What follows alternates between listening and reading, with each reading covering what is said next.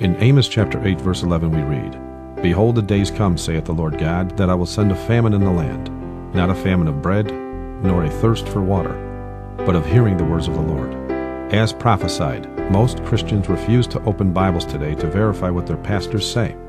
In this age of convenience, they have been conditioned to trust the pastors without question. This prophesied lukewarm mindset, as Revelation 3:16 calls it, has given rise to false preachers all around the world. These wolves in sheep's clothing can easily lie to their congregations, knowing with absolute confidence that the majority of their victims will never check up on them. As for the small number of Christians that do investigate their false message using the Bible, they are quickly kicked out of the churches so as to prevent the truth from spreading. To keep those remaining in the church happy, they now preach prosperity messages on how to gain wealth, amusing sermons, and even rock music mixed with gospel lyrics to keep the people entertained.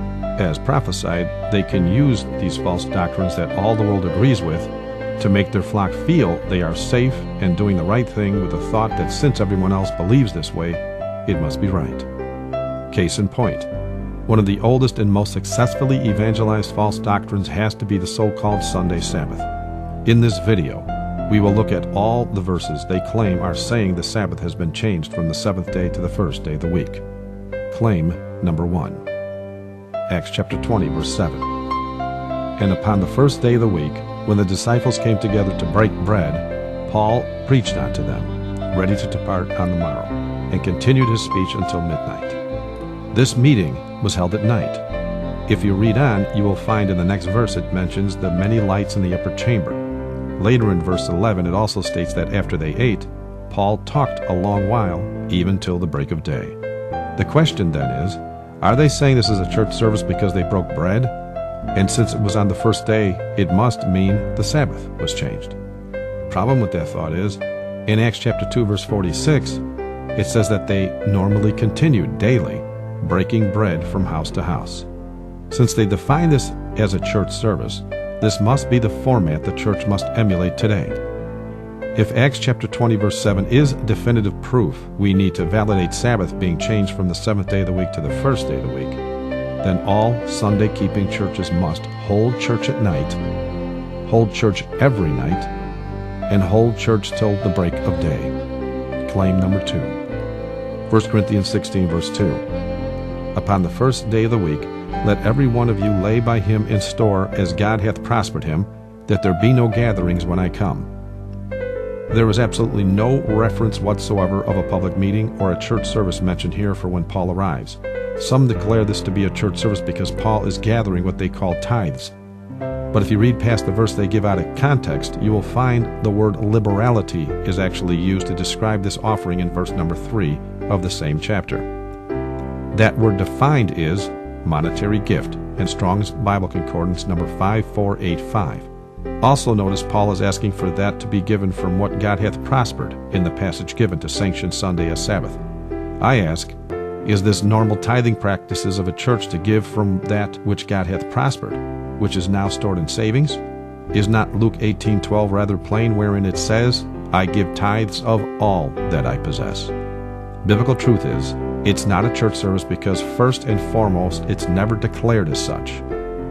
Nor is it tithing that Paul is gathering, which for some reason they claim makes it a church service. Paul was gathering what we call love offerings today. Finally, if the entire passage is read in context, it's discovered the passage is actually about Paul stopping by on his way to Jerusalem to pick up financial relief for the Christians in financial distress in Jerusalem. Claim number 3.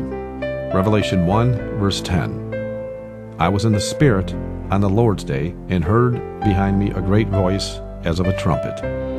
Some use this verse to declare Sunday is now the Sabbath simply because John uses the term the Lord's day. Truth is, the Scriptures already define the seventh-day Sabbath as the Lord's day, thousands of years prior, in Isaiah chapter 58, verse 13, wherein we find the Lord calling the Sabbath my holy day, quite bluntly. Even Jesus himself stated in the New Testament Scriptures in Matthew 12, verse 8, that the Son of Man is Lord even of the Sabbath day. Many forget the very first thing recorded in the Bible itself is work being done on Sunday in Genesis chapter 1, verses 1 to 5. God, in point of fact, commands all men to work upon the first day of the week in the heart of the Ten Commandments in Exodus 20, verses 8 to 11. He specifically says in verse 9 of that commandment that 6 days shalt thou labor and do all thy work. Is it wrong for us to obey God? Did not the apostles state in Acts 5:29 that we ought to obey God rather than men? God calls Sunday a work day in Exodus 23, verse 12, Exodus 31, verse 15, Exodus 34, verse 21, Exodus 35, verse 2, Leviticus 23, verse 3, Deuteronomy 5, verse 13, Ezekiel 46, verse 1, and Luke 13, 14. In the book The Paganism in Our Christianity by Arthur Weigel in 1928 on page 136 it says, as a solar festival, Sunday was the sacred day of Mithra, and it is interesting to note that since Mithra was addressed as Dominus, or Lord, Sunday must have been the Lord's Day long before Christian times.